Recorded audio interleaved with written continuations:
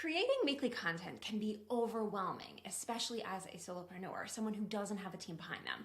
So in this video, I'm outlining exactly how I use Asana and Evernote to streamline and organize my entire system for creating and leveraging podcast episodes as a way to serve my community. Hi, my name is ERIN and I am a goals coach and productivity strategist for online entrepreneurs.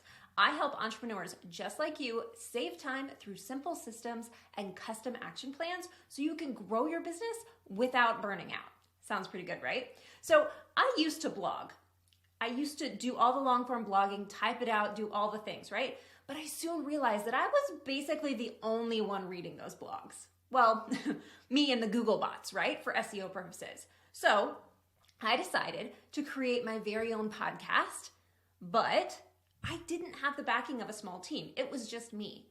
And I wanted to create consistent content that I could share in a way that my community was most likely to consume it, and that I could also then use to repurpose it into lots of other types of content, right? One piece of big long form content that I then could repurpose into lots of other little pieces to make sure that I was leveraging the amount of time and effort and energy that I was putting in to creating every single episode. But because there's so many moving pieces whenever it comes to creating a podcast, it was easy to drop the ball or feel completely overwhelmed. But once I implemented a super user-friendly system using Asana and Evernote, I began spending my limited time on creating incredible content and leveraging what I was creating. So I'm gonna unpack it all for you. Here is exactly how I use Asana and Evernote to save time and make my podcast system so much easier.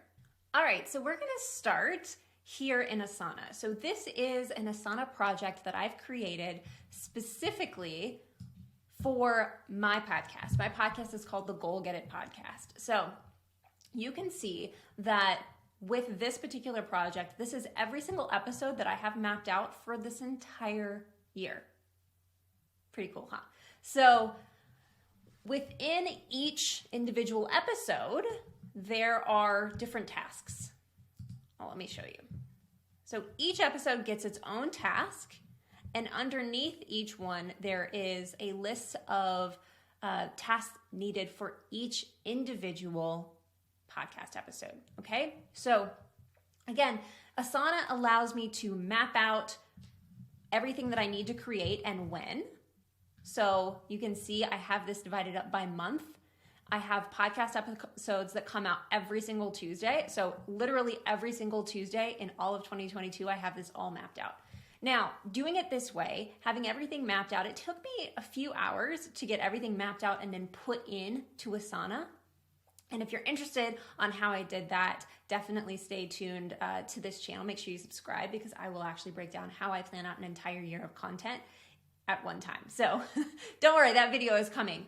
But with this, it allows me to not only plan out literally 52 pieces of content in a single day and keep track of it, it also allows me to batch create my content. So I create all of my month's episodes at one time. You'll notice that episodes for April have 9 subtasks that are not done, right? I showed that to you. Creating it, recording it, what the CTA is, letting my editor know, all of those different things, right? You might notice that for March, some of them don't have that. Well, that's because I've already created all of March's episodes. So a lot of those things are checked off. So setting it up like this to where each month is its own section. So each one of these is a section. I know what my theme for the month is. I know what my product focus or my service focus or my offer focus is for every single month. I know what it is that I need to be creating content around, that I need to be highlighting in the episodes as well. But then I can see, okay, I don't have to worry about creating everything. I just have to worry about creating these things at one time. By doing that, I am able to save so much time in order to really get it all done, send it off to my editor. My editor loves that way more than having to keep coming back to me every week as well. So doing it all at one time saves so much time. Okay, so every single time that I have put an episode in here, whenever I went through and it took a couple hours to put everything in here after I mapped it out, I actually had a service called Zapier, Zapier, to where every time I put in an episode here, it would make a document in Evernote. Okay? So that is one of the interesting things about having all of this technology, is you can really utilize it to automate some pieces of it. So I'm going to show you what that looks like in just a second, because I use both Asana and Evernote for this process. But I want to show you around a little bit more. So I've shown you the different months. I've shown you how I use the sections and how I use each individual episode. In addition to having everything outlined, I also have a place to capture ideas. So at the bottom here, you can see podcast ideas, and I've got lots of them here, right?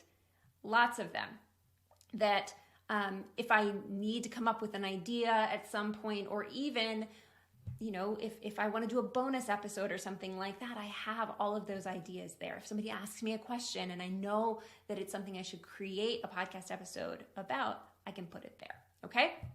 So let's now switch over to Evernote, and I'll show you what exactly that looks like. Okay, so this is what my Evernote looks like. So just like in Asana that I had a Goal Get It podcast project, I have a Goal Get It podcast notebook in Evernote. So Evernote is just basically a really great way to organize a lot of stuff that I create.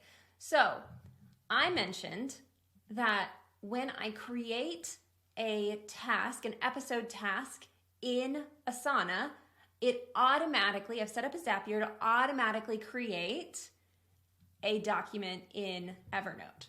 So you can see episode 62 is the last one that I recorded and finished because it's got this tag on it. But you'll also notice that every episode for this entire year, episode 98, 99, 100, 101, everything already has a document that is ready for me to outline exactly whatever it is I need to say, right?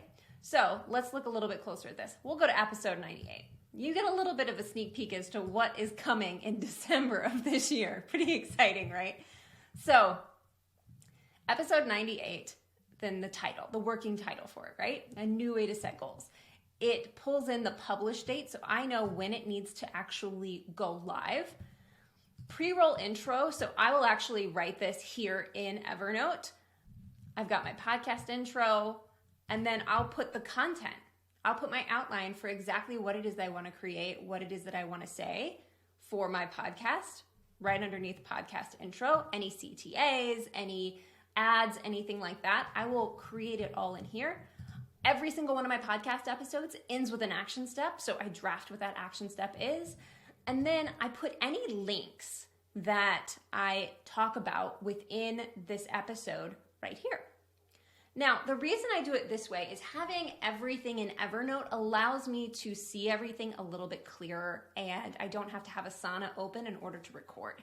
And that's really a personal preference. Also, being able to search Evernote whenever all my episodes are in the same notebook is just a little bit more intuitive for me. So I will, once I've got everything planned out in Asana, whenever I actually sit down to batch create my content for my podcast episode, I will come into Evernote. I don't even worry about Asana at that point.